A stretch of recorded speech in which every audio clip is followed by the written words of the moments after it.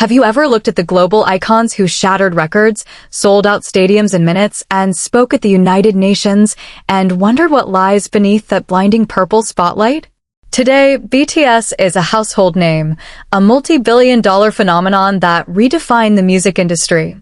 But before the designer suits, the screaming millions, and the history-making achievements, they were just 7 normal boys with nothing but impossibly big dreams and a tiny, bankrupt agency. What if I told you that their path was paved with tears, extreme hunger, and moments of absolute despair where they almost gave up everything? How did a boy from a farming family end up as one of the most handsome faces in the world? And what dark secret was he hiding? Who was the member that had to choose between buying a bowl of noodles or taking the bus home every single night? And which of them fought a silent, painful battle against his own family's disapproval just to stand on a stage? The glitz and glamour we see today is only half the story. Get ready, because we are diving deep into the raw, heart-wrenching, and inspiring pre-debut years of RM, Jin, Suga, J-Hope, Jimin, V, and Jungkook. Here are the 7 untold struggles of BTS members before they conquered the world. Number 7. Jimin. Dancing in the dark, the constant threat of being cast out. When we look at Park Jimin today, we see a modern-day prince of pop, a dancer whose movements are so fluid and ethereal that they seem to defy gravity itself, and a vocalist whose high notes can pierce through the heaviest of hearts.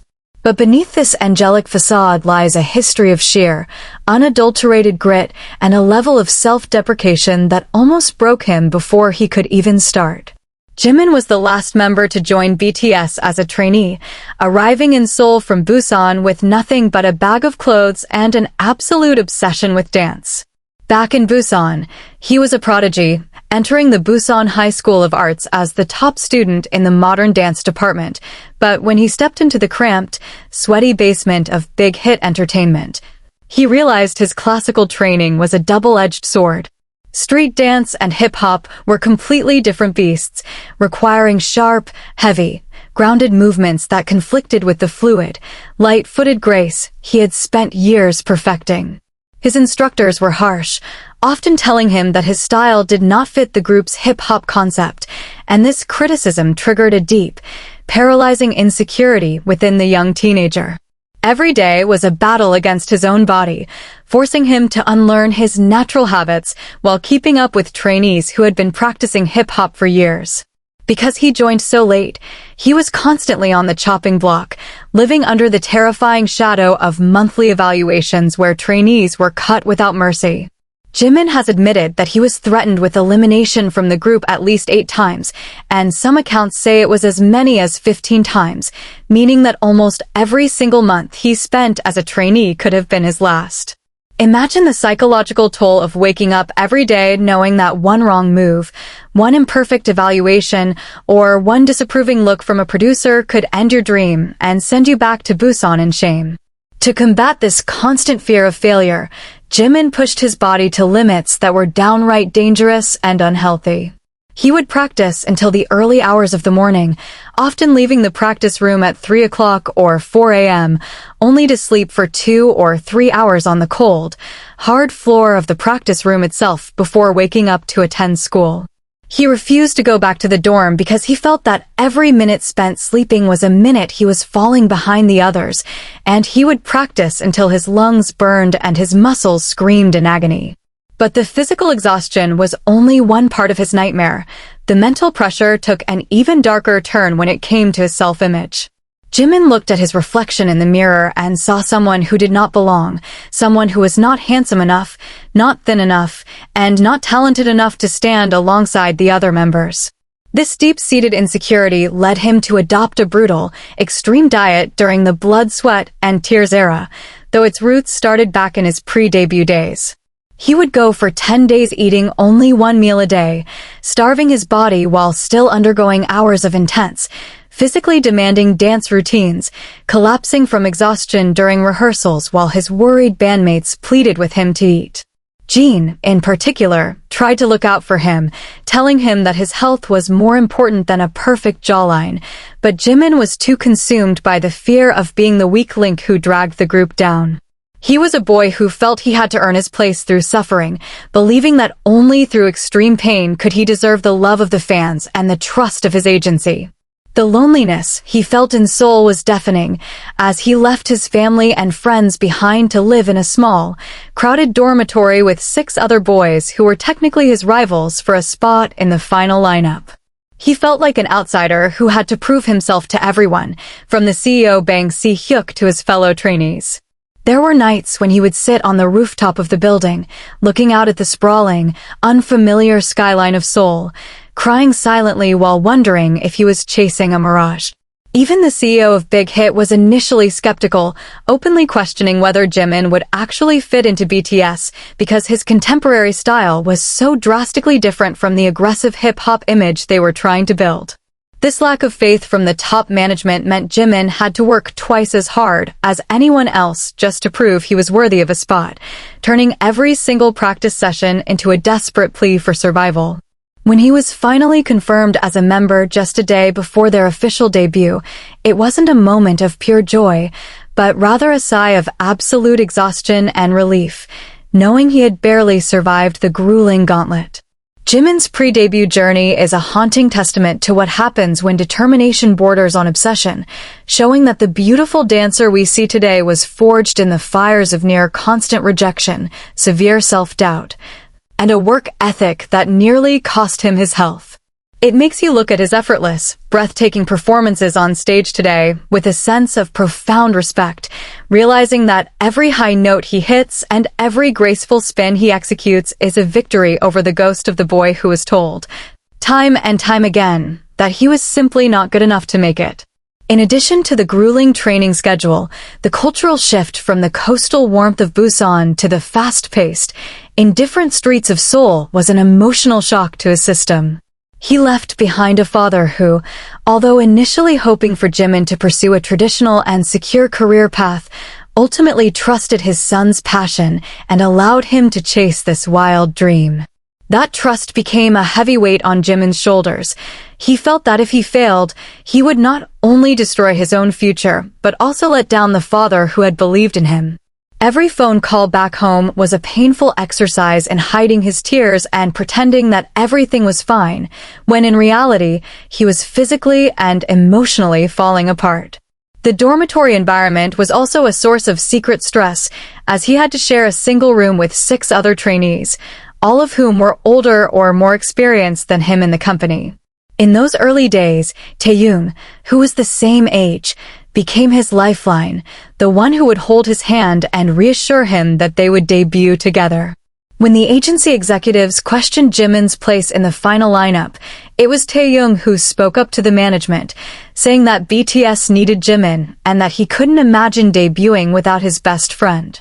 This act of brotherly loyalty was the anchor that kept Jimin from packing his bags and heading back to Busan. Today, when we see him shining on the world's biggest stages, we must remember that his success is not just a product of natural talent, but the result of a boy who literally bled, starved, and cried his way to the top. Number 6. Kim Taehyung. The shadow member, the sacrifice of a mother's red jacket. Before he became the global fashion icon, the baritone-voiced heartthrob, and the magnetic performer known to millions simply as V, Kim Taehyung was a country boy who fully expected to spend his life tilling the soil. Born to a family of struggling farmers in Daegu and raised mostly by his beloved grandmother in Gyeochang, his early life was far removed from the dazzling lights of the entertainment industry. He didn't grow up dreaming of stadium tours. He dreamed of driving a tractor, believing that his fate was sealed in the rural farmlands. His grandmother, who raised him for 17 years, was his rock, teaching him kindness, humility, and the importance of family, values that would define him even as he entered the cutthroat world of K-pop. His father, recognizing his son's artistic spark, encouraged him to learn an instrument if he wanted to pursue music, which led Taehyung to practice the saxophone for 3 years during middle school. The story of how he entered Big Hit Entertainment is legendary, but filled with a strange twist of fate. Taehyung only went to the auditions in Daegu to support a friend who was trying out. He had no intention of auditioning himself, but a rookie development executive noticed the striking boy standing in the hallway and urged him to try out.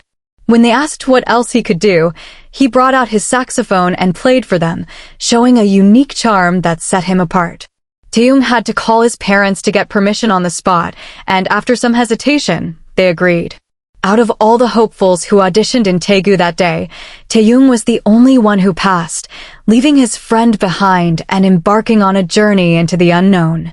But the excitement of passing was quickly overshadowed by the harsh reality of moving to Seoul, a city that felt cold, intimidating, and filled with wealthy, stylish kids. Taehyung's family was not wealthy, and the financial strain of supporting his dream was immense. When the time came for him to move to the capital, his mother, worried that the sophisticated kids in Seoul would look down on her country boy, spent a significant amount of money to buy him a bright red, expensive North Face jacket. It was a massive sacrifice for his parents, a physical manifestation of a mother's fierce love and protective instinct. When Taehyung arrived at the dormitory wearing this expensive jacket, the other trainees, particularly Suga, initially thought he was a spoiled, wealthy boy from a rich family. They didn't realize that the flashy jacket was actually a shield, bought with hard-earned money so that a humble farm boy wouldn't feel inferior in the big city. But the physical and financial struggles were nothing compared to the psychological torture Taehyung had to endure as the group's hidden member.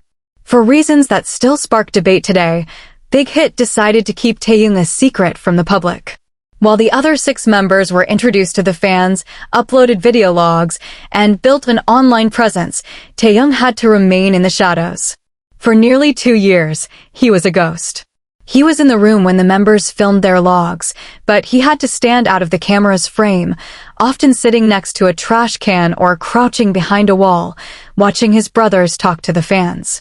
He was not allowed to tweet, he was not allowed to be mentioned, and when the group took photos together, he had to be cropped out or excluded.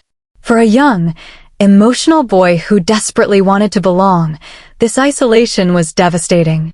Taehyung has confessed that there were times he felt incredibly lonely and rejected, wondering if he was truly a part of the team or if he was just a temporary placeholder who would be discarded before debut. He would watch the other members' logs online, wishing he could just say a simple hello to the fans who didn't even know he existed. The fear of being replaced was a constant, suffocating weight, as he knew that since he hadn't been revealed to the public, the company could easily cut him from the lineup without anyone ever knowing.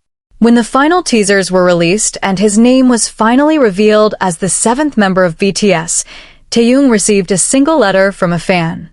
He was so overwhelmed with joy and relief that he read that letter over and over again until the paper was worn out, and he didn't sleep until 4 a.m. because he couldn't stop crying. The boy who had been hidden away for so long finally had a voice, a name, and a face that the world could see.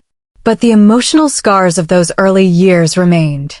Taehyung had to learn how to trust his place in the group, constantly seeking validation that he was wanted and that he belonged on that stage.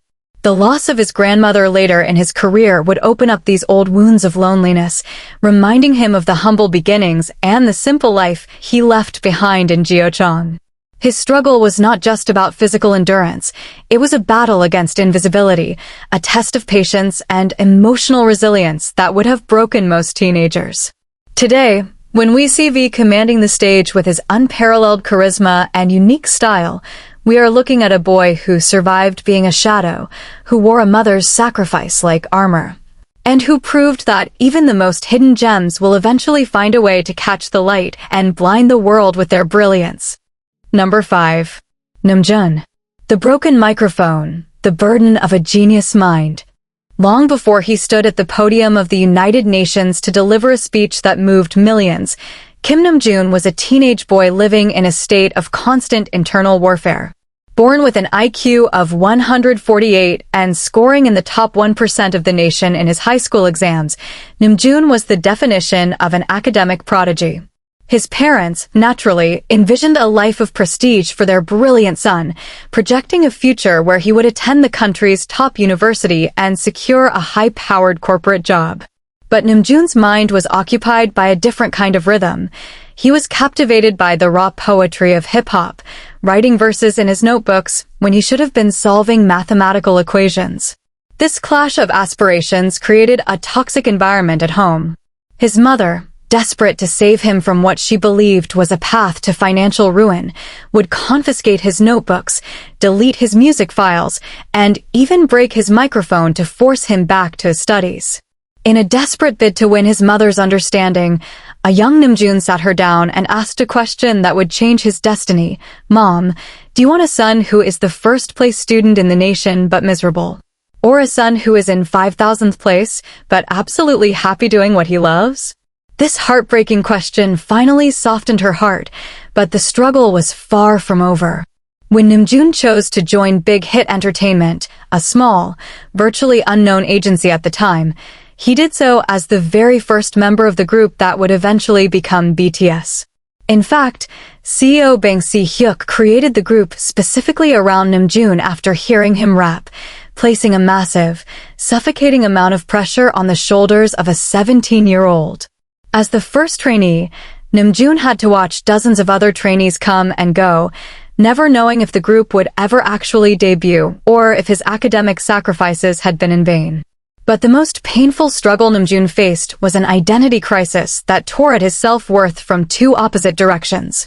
Before joining Big Hit, he was an active figure in the underground hip-hop scene under the moniker Runch Randa, even collaborating with other underground rappers who would later become famous. However, the moment he signed with an idol agency, his former peers branded him a traitor, a sellout who had traded the soul of hip-hop for the shallow promise of idol fame. The underground scene ridiculed him for wearing makeup, learning synchronized dances, and preparing to perform on mainstream music shows. On the other hand, the mainstream K-pop community was equally unwelcoming. In the early 2010s, the K-pop industry was obsessed with a very specific, polished, flower boy aesthetic. Namjoon, with his sharp features, tall frame, and unconventional looks, was subjected to vicious online harassment. Anti-fans and critics flooded the internet with cruel comments, calling him ugly, talentless, and claiming he was unfit to lead a boy group. The cyberbullying was so intense that Namjoon began to internalize these insults, developing a profound insecurity about his appearance. During BTS's debut era, he would constantly wear dark sunglasses, not as a fashion statement, but as a protective shield to hide his eyes and face from a public that had judged him so harshly. In addition to the emotional trauma, Namjoon faced extreme physical difficulties during training. He was never a natural dancer, and his tall, gangly frame made complex choreographies look awkward. He was frequently scolded by dance instructors, earning the sarcastic nickname Dance Monster because of his stiff movements. He had to spend double the amount of time in the practice room, sweating alongside the group's main dancers, just to ensure he wouldn't drag down the visual flow of the performance. The living conditions in their shared dormitory were also bleak, with 7 boys sharing a single, cramped room infested with mold, sharing their limited clothes and surviving on cheap convenience store meals. Throughout all this, Namjoon was also tasked with teaching himself English, utilizing the DVD sets of the American sitcom Friends that his mother had bought for him. He spent hours repeating the dialogue, analyzing the slang, and learning to speak fluently, a skill that was born out of his own drive for self-improvement and would later become BTS's bridge to the Western world. He carried the heavy burden of leadership, knowing that if BTS failed, it would be his fault, as the group was built for him. He had to guide 6 other boys, some of whom were younger and homesick, while his own mental health was fraying under the weight of public ridicule and his own high expectations. There were nights when the pressure was so immense that he wanted to run away, wondering if he should have just stayed in school and lived the quiet, successful life his parents had planned for him. But instead of running, Namjoon channeled his pain into his lyricism, turning his insecurities and the hate he received into the very foundation of BTS's message of self-love. His pre-debut struggles show that the wise, eloquent leader we see today was not born out of easy success, but was forged in the fire of familial conflict, public rejection, and a lonely battle to define his own identity against a world that wanted him to fit into a neat, predictable box. Number 4. Seokjin, the silent cook, starting from absolute zero. Before he captured the hearts of millions with his silver voice and became universally celebrated as worldwide handsome, Kim Seokjin was a university student majoring in acting with absolutely zero aspirations of becoming a pop idol. Walking down the street one day, his striking visuals caught the eye of a big-hit entertainment scout, leading to an audition that would completely derail his planned career. Interestingly, this wasn't his first encounter with the entertainment industry. He had previously been scouted by SM Entertainment on the street, but a teenage Jin had fled in terror, believing the scout was a con artist trying to kidnap him. When Big Hit approached him, he decided to take the leap, hoping it would lead to acting opportunities. Jin had never sung a note professionally, nor had he ever danced a step of choreography in his life. His world was one of scripts, character study, and theatrical dialogue. When he entered the Big Hit dormitory, he was suddenly thrust into a high-stakes, pressure cooker environment alongside prodigies who had been training in hip-hop, street dance, and vocal performance since childhood. Jin found himself starting from absolute sub-zero, facing the daunting task of catching up to peers who were light years ahead of him. The initial evaluations were a nightmare of embarrassment and frustration. His body was stiff and his movements were clumsy, leading to harsh critiques from dance instructors who openly labeled him a black hole in the choreography. To survive this onslaught, Jin adopted a grueling routine that defied human limits. He would wake up hours before the other members, standing in front of the practice room mirrors to repeat the same basic steps hundreds of times until his legs trembled and his shoes were soaked in sweat. Even after the official training hours ended at night, Jin would continue practicing in the dormitory hallway, using the glass windows as a reflection to correct his posture, often practicing so late into the night that he would fall asleep with his clothes on. The emotional toll of being told he was only there for his face was a constant, stinging pain. He didn't want to be a visual prop. He wanted to be a respected artist, which drove him to practice his vocal scales until his throat was raw, determined to prove that his voice had depth and soul. But Jin's struggles weren't limited to his own performance. As the oldest member of the group, he carried a heavy, unspoken social responsibility. Unlike the other members who came from modest backgrounds, Jin's father was a successful corporate CEO, meaning Jin had grown up in a comfortable, affluent household. Yet, he willingly chose to abandon his comfortable life to sleep on the floor of a damp, cramped, single-room dormitory infested with mold and insects. He endured cold winters where the agency couldn't afford heating, and hot summers in a room with no air conditioning. Seeing his younger bandmates, some of whom were only 14 or 15 years old, crying from homesickness and starving because the bankrupt agency could not afford proper food, Jin stepped into the role of a surrogate mother. He would use the pocket money sent by his parents to buy groceries, cooking large, simple meals for the members in their tiny, poorly equipped kitchen, ensuring they had enough nutrition to survive the brutal training schedules. He would drive the young Jungkook to school, pack his lunches, and offer a quiet, stable shoulder for the younger boys to lean on when the pressure of trainee life became too much to bear. He suppressed his own fears, his own homesickness, and his own artistic frustrations, choosing instead to present a cheerful, joking facade so that the younger members wouldn't feel the weight of his own anxiety. His deepest motivation was deeply emotional. He once confessed that his mother used to quietly listen to her friends brag about their sons, and Jin desperately wanted to become a son his mother could proudly boast about. He carried this silent pressure every single day, pushing through physical pain and mental exhaustion. Jin has since reflected on those times, admitting that he often felt like he was walking in a thick fog, unable to see if there was any light at the end of the tunnel.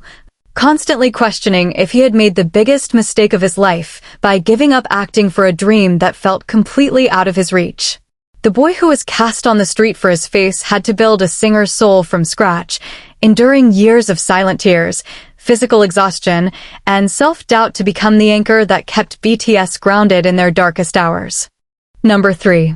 J-Hope, the boy who left a mother's silent tears. Before he became the shining beacon of positivity and the unmatched stage general known as J-Hope, young Hoseok was a young boy in Gwangju who had to fight for the right to dance. Born into a household where his father was a strict, traditional high school literature teacher, Hoseok's passion for movement was met with cold disapproval. His father wanted him to focus on academics, viewing dance as a useless distraction that would lead to a dead-end future. There were painful, silent standoffs in their home, where Hoseok would practice his dance moves in his bedroom while his father sat in the next room, refusing to acknowledge his son's talent. But while his father remained a wall of resistance, his mother became his silent savior. Recognizing her son's burning passion, Hoseok's mother took on extra work, including traveling to other cities for employment, solely to afford the tuition fees for his dance academy. Hoseok grew up with a heavy sense of guilt, knowing that every spin, every drop of sweat, and every hour he spent at the dance studio was paid for by his mother's exhausting labor. This guilt became a driving force, pushing him to become one of the best street dancers in Gwangju, winning national battles with his crew Neuron under the name Smile Hoya. Yet, when he was scouted by Big Hit Entertainment and moved to Seoul, the street dance champion was met with a whole new set of trials. He had to learn how to rap from scratch, a skill he had never practiced, while also carrying the massive responsibility of teaching dance to trainees who had never moved their bodies before. The pressure was suffocating. Hoseok spent his days and nights in the basement, patiently correcting the postures of his bandmates, acting as the bridge between the choreographers and the group. But as the months dragged on and Big Hit faced financial ruin, the uncertainty of their debut date took a severe toll on his mental health. The stress, combined with overwhelming homesickness and the feeling that their efforts were leading to nothing, finally pushed him to his breaking point. In a moment of absolute despair, Hoseok decided to quit.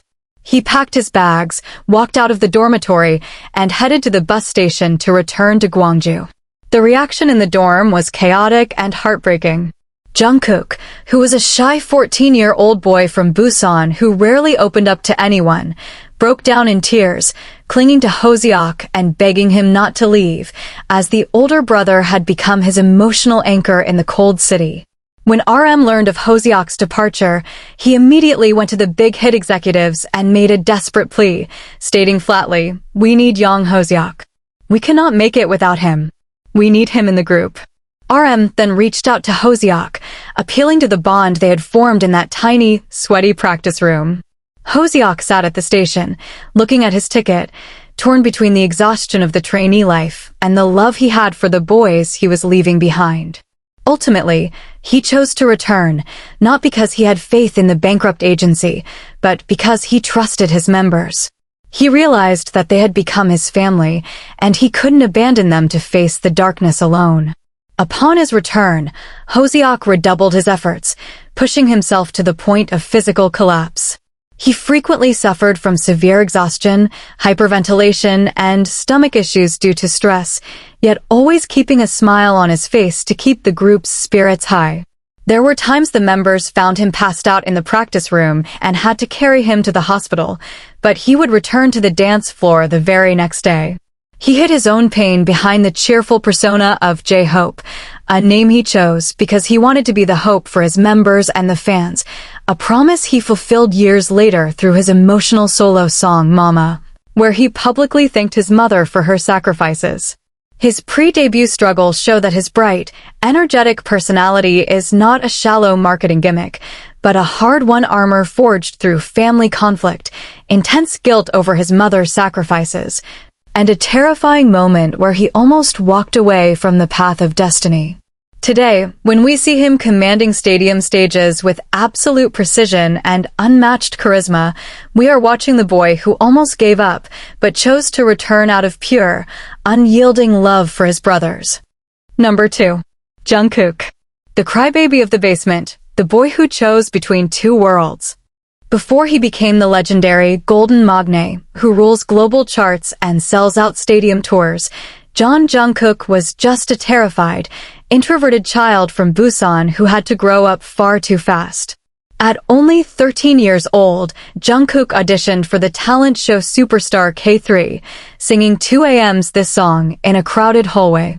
Although he didn't make it to the main televised show, his raw potential was so obvious that he was bombarded with casting offers from 7 different major entertainment agencies, many of which were far larger and more established than Big Hit Entertainment. Yet, when he visited the various agencies, a chance encounter with Kim Namjoon rapping in the basement of Big Hit changed everything. Mesmerized by Namjoon's charisma, the young boy rejected all the prestigious companies and signed with Big Hit, unaware of the immense hardships that awaited him. When he arrived in Seoul, the reality of trainee life crashed down on him with brutal force. Jungkook was painfully, pathologically shy. The transition from a quiet life in Busan to a cramped dormitory filled with older boys he didn't know was traumatizing for his introverted nature. He was so terrified of conflict and social interaction that he would wait until 2 o'clock or 3 a.m. after all the other trainees had fallen asleep, just to take a shower and wash his clothes in silence.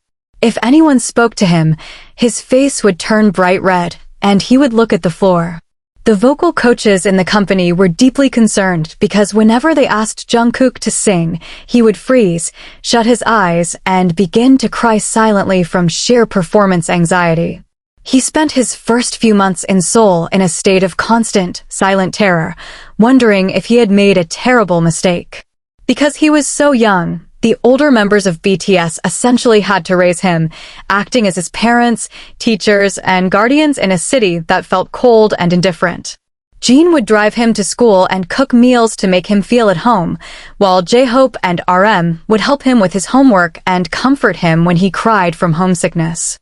Yet, the physical and artistic demands were relentless. When CEO Bang Si-hyuk told him that his dancing lacked emotion and looked stiff, Jungkook was sent to Los Angeles, California, to train at a famous dance academy, Movement Lifestyle. In the sunny, free-spirited streets of LA, Jungkook discovered a new world of hip-hop dance, learning urban, krump, and popping styles. He fell so deeply in love with the art form and the lifestyle that he seriously considered abandoning his idol training altogether to become a professional dancer. He even wrote a blog post during this time detailing how much he loved dancing and how he didn't want to go back to Korea. When he returned, the members had to plead with him, reminding him of his beautiful voice and the promise they had made to debut together, eventually convincing him to stay. Jungkook's pre-debut life was a constant battle between his desire for a normal childhood and the crushing weight of a career that demanded absolute perfection. He had to balance his high school classes with 14-hour practice sessions, running from school in his yellow uniform straight to the basement studio, where he would practice singing and dancing until his bones ached. He had no friends his own age in Seoul, and he felt like an outsider at school, making the older members his entire world. He carried a deep, quiet pain inside him, which he later revealed in his solo song, Begin, explaining that as a teenager, he didn't mind the physical exhaustion or the cold showers, but his heart broke whenever he saw his older hyungs crying or struggling under the pressure of their looming debut. He felt powerless to help them, and that helplessness was the greatest struggle of his youth.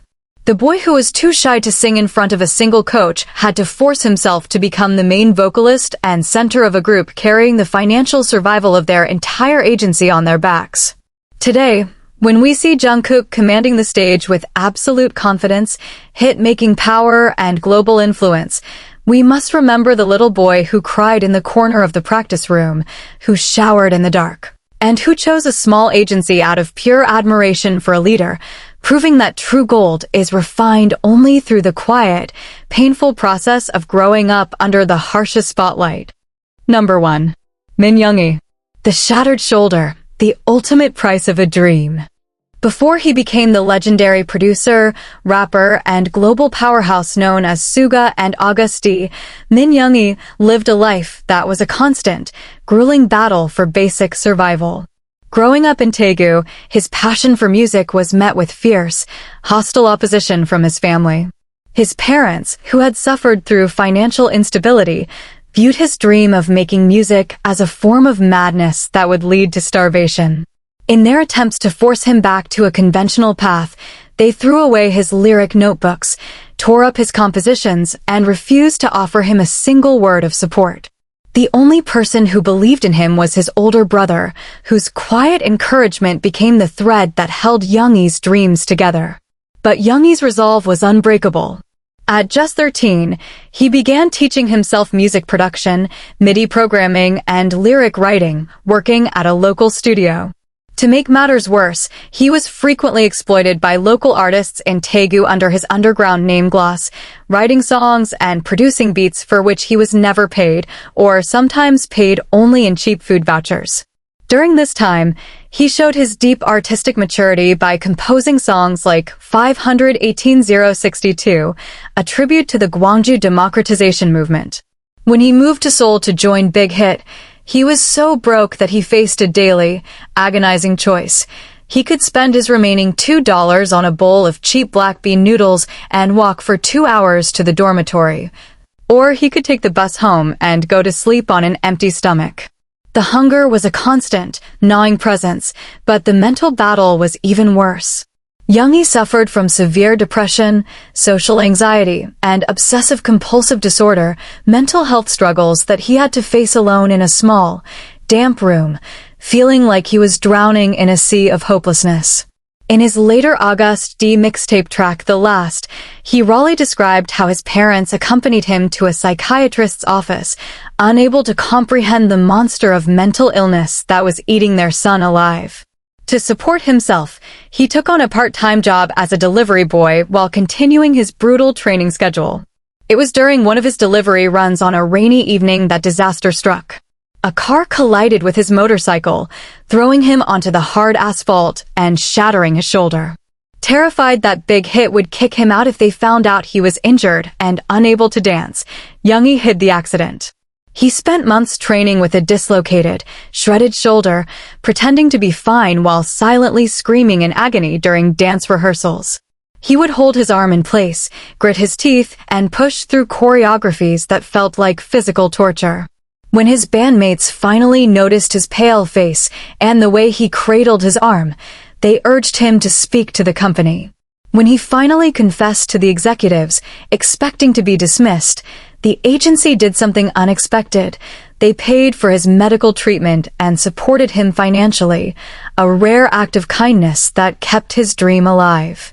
However, the shoulder injury would plague him for nearly a decade, forcing him to undergo major surgery in 2020 when the pain became unbearable. Despite his own suffering, Youngi had a deeply protective heart. When J-Hope once collapsed in the dormitory due to stress and exhaustion, it was Youngi who carried him on his back to the emergency room, ensuring his brother was safe. The emotional wounds also took years to heal. For a long time, Youngi performed on stage knowing his parents were not in the crowd, having refused to attend his shows.